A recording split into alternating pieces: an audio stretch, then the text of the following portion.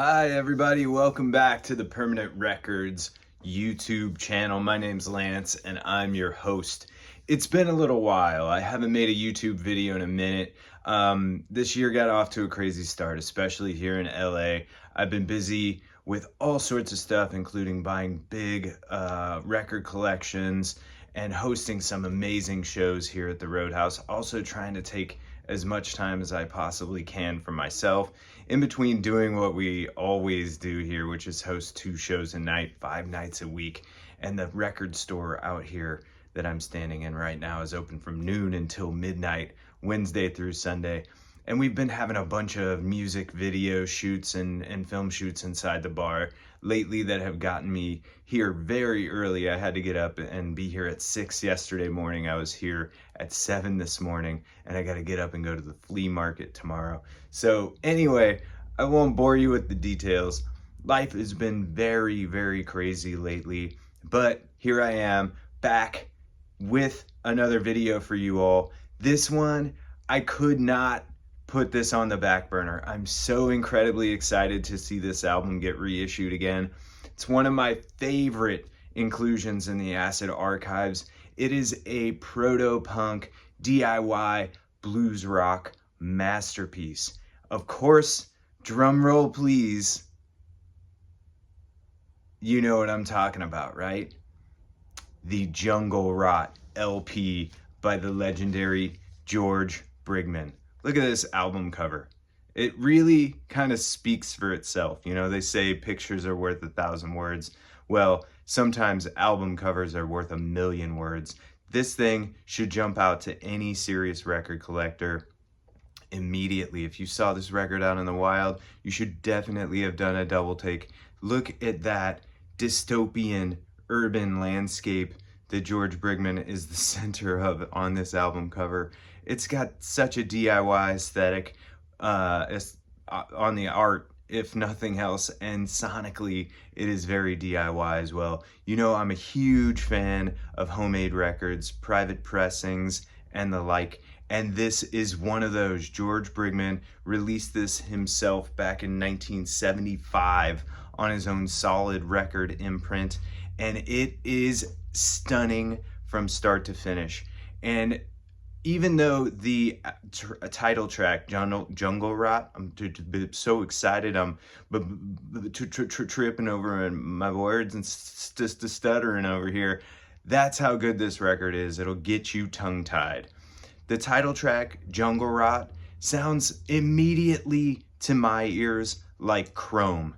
It's absolutely amazing, and if you've never heard Chrome, the band that were from the Bay Area featuring Damon Edge and Helios Creed, please go check out their catalog. If you like cyborg psychedelic punk on heroin, then Chrome is for you. And if that description doesn't get you wondering exactly what that might sound like, then I'm wondering why you're watching this video, because those kinds of records are exactly what I'm here to talk about on a regular basis. I like a little bit of everything, but I really love that outsider stuff. And Half Machine Lip Moves and Alien Soundtracks are those are the first 2 Chrome LPs. Well, unless you count The Visitation, which is pre-Helios Creed. You know, it gets complicated. The Visitation is a really cool Chrome record, but not really representative of the rest of Chrome's catalog. But definitely worth checking out, especially if you are into the more like basement prog leaning vibe. But anyway, I'm getting off topic here. We're here to talk about George Brigman from Baltimore. George was an amazing musician. This guy shreds on guitar so hard, and his vocals are really cool as well. The second track, DMT, has a Stooges vibe like no other. It's absolutely unbelievable. And then it kind of settles down into its groove after that with Schoolgirl and Don't Bother Me. And this record, even though it starts off about as unhinged as they come, again, sounding like Chrome, and then sounding like kind of a laid-back Stooges jam, the rest of the album is a little more on the kind of DIY, reverb-laden blues rock vibe, but it is blues rock in a Lynchian way. It's like the blues rock band that would play the Roadhouse in Twin Peaks. Absolutely amazing. They're from Baltimore, so is John Waters. It kind of gives me like a John Watersy outsider weirdness vibe at times. It is, however, it is not super strange. It's absolutely accessible. And, you know, a lot of times people come in and say, Lance, that record you recommended last week, I love it, but my significant other cannot stand it. They leave the room when I put that record on, and I can't have that all the time. So I need things that I will enjoy, but that the one I love will enjoy as well. And this is one of those. It is a little off-putting for some at first because of how wild the guitar is. It's super wah and fuzz laden. Very, it's got a, what has it got? Kind of a flangey thing going on. But after you get used to the initial weirdness, you will settle into the groove with this thing. Very stony vibes, super, super cool. And yeah, I mean, what more can I say? I absolutely love Jungle Rot, and Noble Records did a very, very good job on this reissue. Permanent Records has been around since 2006, so we've seen the previous two reissues on Anaphilis and something Oxide, Obscure Oxide, I think was the name of the label that reissued this about a decade or so ago. I'm always looking for cool new reissue projects to do on my label, and as you know, I work with Riding Easy Records doing A&R for reissue projects for them as well. So I started down the road of thinking, you know what? I think it's time for another Jungle Rot reissue. It's been about a decade. It's been out of print for a while. OGs are terribly expensive. I don't even want to tell you what I paid for mine, but they go for upwards of $1,500. Well over $1,000 on the rig. And yeah, I thought, you know, now's the time. We got a new generation of record buyers again, and most of them are not familiar with Jungle Rot. That's not their fault. It's not your fault if you're not already familiar with this record. It is quite obscure. It's certainly, George Brigman is certainly not a household name, but I love him so much. He's so fantastic. Again, and just to rewind, I was talking with George and his manager, if you will, about doing a reissue of this album. And I brought Riding Easy into the conversation. And after a few, about a dozen or so conversations with those guys, we decided that, you know what, maybe this record would be a better fit on Noble Records. So we talked to Dylan, he was down, and luckily Dylan brought this under the Noble umbrella. And of course, I had to get a bunch of copies for the shop. So we have the black vinyl version on Noble. Sounds beautiful, comes in a poly-lined inner sleeve, as do all the Noble releases. And Noble really stepped it up, and unlike the previous couple reissues, as far as I know, they included this full color booklet that includes an interview with George Brigman himself from It's Psychedelic Baby magazine, and loads of cool archival photos. Absolutely amazing job here.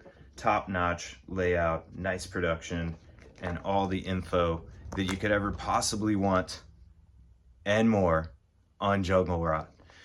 That's it for now. Loads and loads more coming soon. Again, I've been prioritizing real work versus the YouTube channel lately because I just got so much stuff going on here. It's unbelievable how full my calendar gets every week. It's just, there's no time to come up for air. But I did for Jungle Rot on YouTube to share with you my excitement for this album.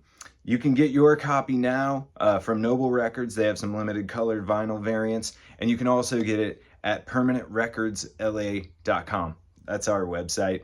And while you're at permanentrecordsla.com, might I recommend getting yourself an original copy of the Blowin' Smoke 7-inch by George Brigman, and Split. So Split was the band that backed George Brigman after the Jungle Rot LP. He put out 2 singles. That is Blowin' Smoke. You may recognize the song Blowin' Smoke from Brown Acid. We comped this song on a previous volume of Brown Acid many years ago. Well, anyway, in 2007,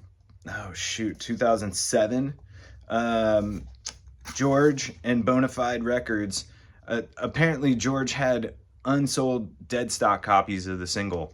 So he and Bonafide Records worked together to put an original copy of the 1977 45, right there, not a repress, this is OG, in a new sleeve, in a new picture sleeve, which it didn't come in originally, for the 30th anniversary. He signed all of the picture sleeves, and there's more info on the back, including some of the other work that the CD reissues of Jungle Rot and I Can Hear the Ants Dancing and Rags and Skulls, or Rags and Skull rather, that George and Bonafide Records did back in the day. The gentleman Rick from Bonafide is the one that I was talking about, conversing with about the Jungle Rot reissue earlier. And also at permanentrecordsla.com, we have original 1985 pressings of the Silent Bones EP. This 7-inch has 5 tracks on it, all of which are absolutely fantastic and sound much earlier than 1985.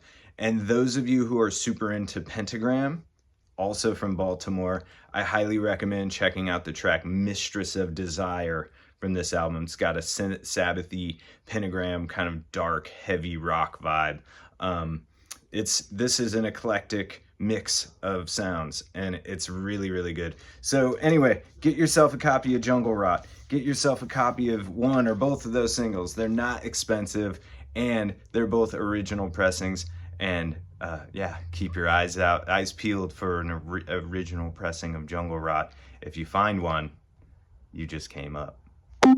That's it for now, y'all. Thank you very much for tuning in. I really appreciate it.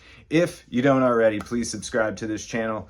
Give me a thumbs up. And most importantly, shoot me a comment below. Don't let me just talk at you. I want to hear your thoughts on George Brigman, Jungle Rot, Chrome, The Stooges, other similar artists like Simply Saucer. Who else do you think George Brigman sounds like? What do you think Jungle Rot is most similar to? What other album do you think it's most similar to? And how much do you love Blowin' Smoke from Brown Acid? Man, that's such a banger. All right, that's it for now, y'all. Thanks for watching. See you next time.